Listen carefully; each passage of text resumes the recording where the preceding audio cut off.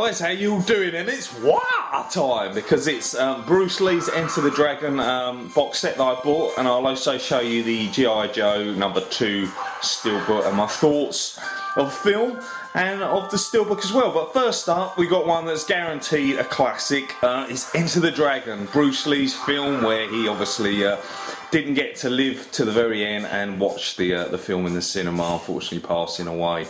Okay, well, this is the 40th anniversary edition. I did have the version before it, which was just a standard Blu-ray. It had the normal extras and stuff like this. Not much has changed. I haven't actually put the video on, but I'm going to put it on in a minute and you're going to get to see it. But I'm very much looking forward to this. I mean, it comes with generally all the same features that was in the other Blu-ray and on the DVD as well. There's a few extras added on top as well. You also get a little sort of like a, well, this one is a giant Chinese red packet with a dragon on it. Obviously Enter the Dragon. Wow! And also you get postcards and little bits inside as well. So that's all good.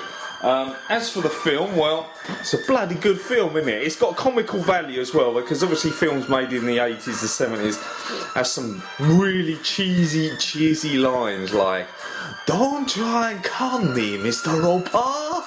And obviously everyone loves, "Don't think, feel." So some great lines and some great scenes. The betting scene was very hilarious, where John Saxon kept getting beaten up and bullshit, Mr. Handman, you come right out of a comic book guy, kept saying no, keep taking the beating until you're ready, beating up a bit, and I've got a bigger bet, and then knock him out. Hilarious.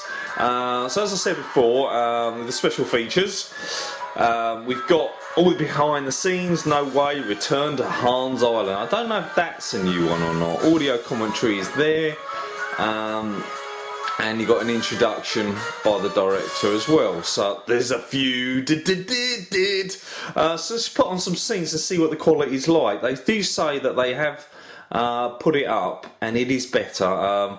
Oh, this is a hilarious scene. I mean, for gags and funniness, this is hilarious. I love this scene. This isn't the scene I originally wanted to show you, but it's just funny because he's teaching this guy, this cocky little kid who thinks he knows everything, how to train, and Bruce Lee's like, "What was that shit? What's that, a showman kick? You're not going to hurt anyone with that type of crap kick." Absolutely brilliant. Bruce Lee's the nuts. He looks the part, doesn't he? He looks like a big guy. He's only 5'7", and he's quite a small build as well. But as you can see, when he has his top off, he's got a pure muscle physique, and he generates so much power. And I love the way that when they camera and he fights things, he just zoom into his face and you can see his face, the way he's looking. He's got a real hard ass look about him, the hairstyle, everything. Iconic. Wow!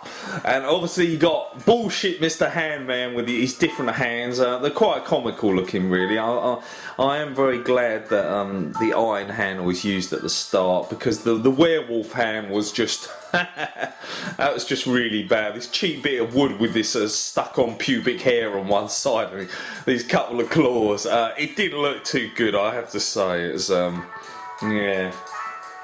Best left said about that the better. It is my comical scene. I do love this scene. It does make me laugh, among many others, including when he makes that noise and he's training in his room and the guy with the scar down his face is training, or uniforms on or whatever, and he goes, "Outside!"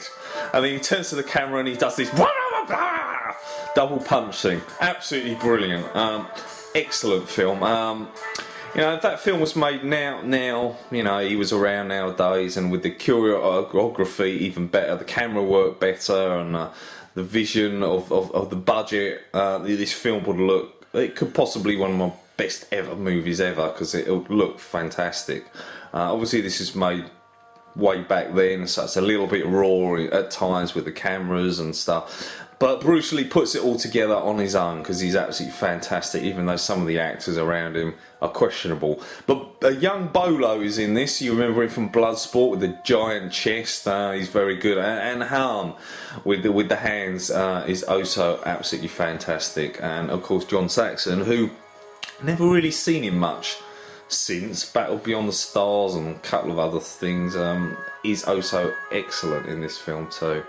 As for the quality, obviously this film was made in the 70s, so don't expect it to look amazing, but I have to say it don't look no better than the version I had before it. It really looks the same. There's no real difference in quality. It's still grainy, it's still not sharp. So it makes me feel like, what did I buy this version all over again? I don't know, maybe because I love the film and you get a few little art cards and stuff with it as well, and that'll do. But certain things like this really need updating. The colour's really wishy-washy. Obviously Hong Kong don't look nothing like this now, being the richest country in the world. It seems to change every year with building blocks, but the bay is still there. I'm surprised that Bruce Lee got his name with John Saxon at the start of this film together, rather than him coming out first, as he is quite blatantly obvious the main star of the movie. So there you go, that's Bruce Lee, or my really bad impression of Bruce Lee. So let's move on to G.I. Joe now, shall we? And let's see what I thought about that one. Here's G.I. Joe 2, which arrived in the post the other day. I hope you can see this alright. This is the Steelbook version of it, which come from entertainment via play.com.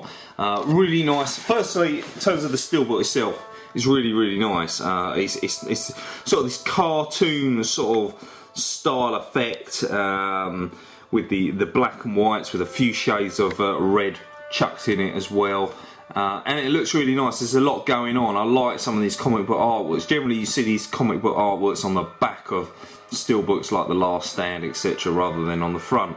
And obviously you've got The Rock as Roadblock. There's Bruce Willis, funny enough, called Joe. You got the evil character from the first film, obviously now by a different actor, and his face is covered up because it is a different actor. Snake Eyes with a few modifications on his armour, looks much better now. And then you've got a few action scenes all the way through it. Nice bit of red on the top. Looks really good, doesn't it? Yeah, I'm really pleased with it. It looks nice. The back of it has got the Cobra symbol on the back rather than the G.I. Joe one. So there we go. And inside it, again, we're lucky enough to have more comic book style. We got the G.I. Joe symbol this time with the eagle and the star. And on the left, you got, is it Shadow Chaser? I don't know, because he looks black rather than in the white uniform. So Channing Tatum, or whatever his name is, as the Duke, and obviously the new character Padalecki, name is, and there's a few other things going on in the background again. So it fills up the screen quite nicely, and obviously the binders, the black and the red and white, sort of like the those white editions of like Blade Runner 7 and so forth. So in terms of that, it looks good. I saw the film yesterday, and yeah. Oh, excuse me, I'm gonna go all over the place again. You know, I was expecting it to be pants. Lots of people saying, "Why'd you buy that? It's crap. It's shit." And it's like, well, I didn't actually mind the first one, even though the fact is Stephen Sommer doesn't know how to breathe in films. He just keeps going on and on and on. He doesn't let you stop. He just keeps going on and on and on. And he's, oh, let me get the remote control for this one. But I thought, well, I'll give it a go. You know what? If it's crap, I'll just stick it back on eBay. I'll probably lose a couple of quid selling it on there, but hey ho, never mind. It's the worst of things can happen. But I put it on, and surprisingly, yeah, it wasn't that bad a film at all, actually. The fact that I was expecting little from it does kind of help when you actually watch a film and it's not as bad as that. For instance, it does sort of, even though the cast is so different from the first one, everything's changed, it does actually continue on the story. You still do get to see the president now disguised as Arnold Vosloo's character. You still see the bad guy you saw with the blast shield on the front of that steelbook. He's back, and they sort of tie up what happened to Christopher Eccleston's character as well. Obviously the Bishop Duke is there also, but a lot of the other good guys from the other film like Scarlet etc are all gone. Although there is talk of Scarlet coming back again. But obviously you've got new additions, and I welcome The Rock, because every time I see The Rock in something I really enjoy it. Shadow Chaser, the ninja in white, is there, and Snake Eyes, the one in black, is there as well. And it's okay, it does sort of tie up. Obviously it's the being set up, team's been killed, got to find out what's happened, what's going on, get back. And the action and the effects are really, really good.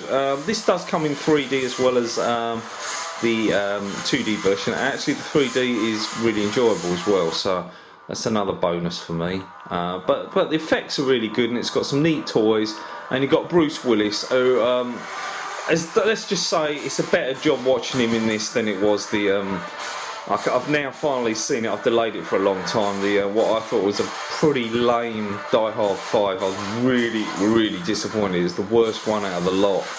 It was such a short film as well. It felt like it was an hour and a half, but it felt like it was an hour. It was just a poor film. I just really didn't like it at all. But this one, much better. Overall, I actually preferred it. I mean, not that the first one's great, not that this one's great, but I prefer this over the first movie. It's not a bad flick. They're better. There are worse ways to spend an hour and a half than watching this type of movie. A lot of fun, a lot of action, some tongue-in-cheek humour as you'd expect, and some good acting, some bad acting, some great effects in it, some fantastic 3D, and you know what, it's not too bad. So otherwise I probably wouldn't have bothered doing a review on it, because it's that bad otherwise. Anyway, okay guys, thanks for hanging out with me, woohoo!